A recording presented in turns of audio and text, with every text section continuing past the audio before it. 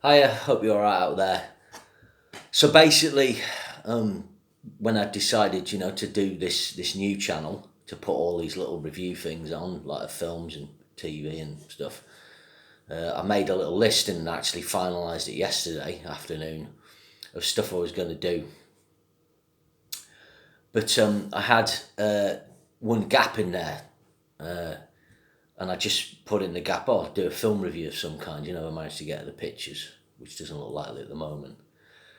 And that gap's been filled by this little tribute obituary to the great Eddie Van Halen. Obviously, we knew he'd been ill for a while, and I suppose this was to be expected, but things had gone quiet, and you just kind of hope that you don't get this news. Basically, last night, about 10 to 9, a friend texted me and he just said, Ed, EVH is dead. And then I checked, Facebook, and about 15 minutes before the news had filtered through. So this is a huge loss in the guitar community. The last time there's something this seismic, obviously recently, was Peter Green, Gary Moore, Stevie Ray Vaughan, Randy Rhoads back in the early 80s, and obviously the great Jimi Hendrix. And I think that's a good starting point, really. Because really with Van Halen, I think for most people, and this is me included, there's Jimi Hendrix as the initial innovator of what a rock guitarist should perform, sound, right, like, and the next person to come along to take that up a notch was Eddie Van Halen. Other players came after, but they all came in his wake. When I first got into him properly, I should just say, I'd kind of heard him in 1980, 81, but I didn't get his guitar playing style. Back then I was kind of too European, I was very young, and I was kind of used to Michael Schenker and guys like that, so I just found it a bit odd, the whammy bars and kind of off-kilter stuff he did. But one day back in 1985, I got the bus home from school and walked in, and at some point I put on the kids' TV, and I was really into BMX at that time. And there was a feature on a Skyway BMX team and a guy called Craig Campbell, and he was doing loads of aerial stunts on ramps. And the music, the soundtrack to it, was this amazing riff. I kind of recognised it. And I turned to my brother and goes, "Who's that?" And he goes, "Oh, that's Unchained by Van Halen." And I was like, that sounds amazing. Now, I'd heard it before because a neighbour, 4 years before, when we lived at our old house, had bought Over Fair Warning. But like I say, I didn't get it. And in this moment in my life, of just about to turn 14, it just connected. A few years prior, I'd sold my electric guitar and a little amp, and I'd had some guitar lessons, and I got as far as like playing D chord, A chord, E chord, few tunes, but I was too young. This happens to a lot of young people when you take up guitar. It's got to be, your headspace has got to be right. So that weekend, or maybe the following weekend, I thought, I've got to get that album. I'd had the Jump single and listened, to other albums in the period before this, but I kind of dropped out of my interest in music. It was quite intense for a young person, certainly a young person my age in 80, 81, 82, in that period. So I went to my local record shop in Lancaster called Erie, and I got a copy of Fair Warning for £3.25, and it just blew me mind. Obviously Unchained was on it, Mean Streets, Dirty Movies. And fortunately, although I'd sold my electric guitar, I still had a little classical guitar that I lent to my cousin down in Coventry. So we were due to take a trip down to Coventry a few weeks later, around the time of my 14th birthday, and I thought, well, she's not playing it, hopefully I can get my guitar back. I did. I had to put some strings on it. I put some big steel strings, and the action was like that. But I never looked back, and I owe that to the Van Halen moment. If the bus had got held up coming back from school, I may not have had that spark ignition, as they call it. If you read books on these things, if you take up a instrument, or there's always something that initially sparks you, and this was the re-spark. It reignited me, and a few months later I'd saved up enough to get another guitar and so on. So Van Halen mad, bought Van Halen 1, blew my mind, played it on a shitty hi-fi, Eruption awesome, got Women and Children first. We already had 1984 in the house. Another brother got Diver Down. and I picked up a copy of VH2. Well, my bro managed to pick that up for me when he was studying in Leeds. The guy was just the centre of my universe, and that led me into other players. I was getting back into rock. I discovered George Lynch, J.Q. Lee, Warren DeMartini, Steve Vai the next year. People know the scripts with these things, but basically all these players, and that includes Randy, who was around early 80s, Randy Rhoads, were all inspired by Van Halen. He was the catalyst. What's really interesting on the social media, and that is the outpouring of love for him across the whole spectrum of music. This guy was a cultural phenomenon in the 80s. His impact far outstripped guitar and heavy metal / hard rock. Van Halen were, America's band, America's rock band, and he was America's rock guitar hero.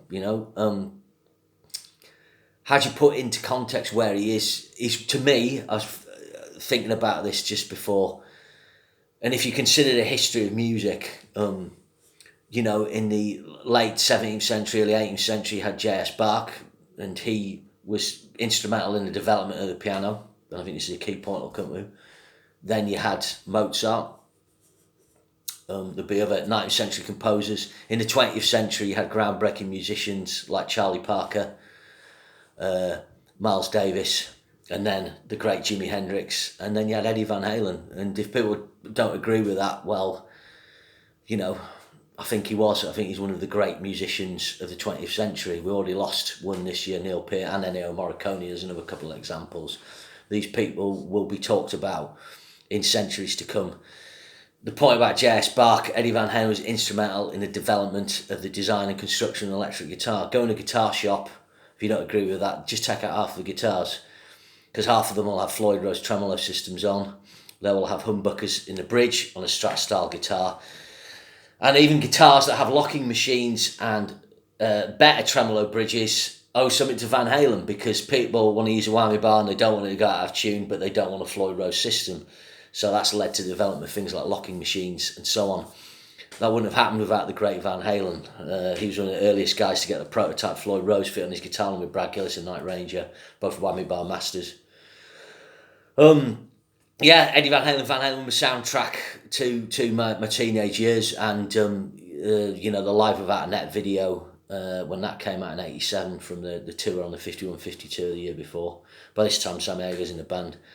It was awesome just to see the guy do his solo spot and do all the stuff he did up close. It taught me loads.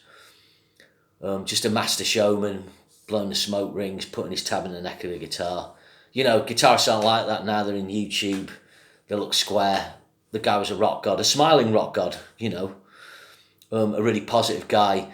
Van Halen and his guitar was like the soundtrack to the summer you never had. In England, we have crap weather, but you put Van Halen on and it transports you into an open-top car and you're driving down to your local mall or something like that. Something I think us English people kind of dream of, that Americana experience when we're kids. The guy's recorded legacy, the first 6 Van Halen albums are essential for any rock fan. His stuff with Sammy Hagar was great. Some really good songs there, and superb, mature playing. Again, developing his guitar inventions more with his drop D tuner and his Wolfgang, first his Ernie Ball guitar and his Wolfgang. He changed the way guitars were played, the way they were made, and the way they sounded. He even got into amp development, obviously, later on with his EVH series, and loads of pros are using those. For a guy who chased tone and chased sound, it was all in his fingers. It was all like all great players. He was a plug-in and play guy. Direct, when he discovered his Marshall, how to, used his light dimming thing. I can't describe it. It was basically a way just to crank everything up in 10 but cut down the volume.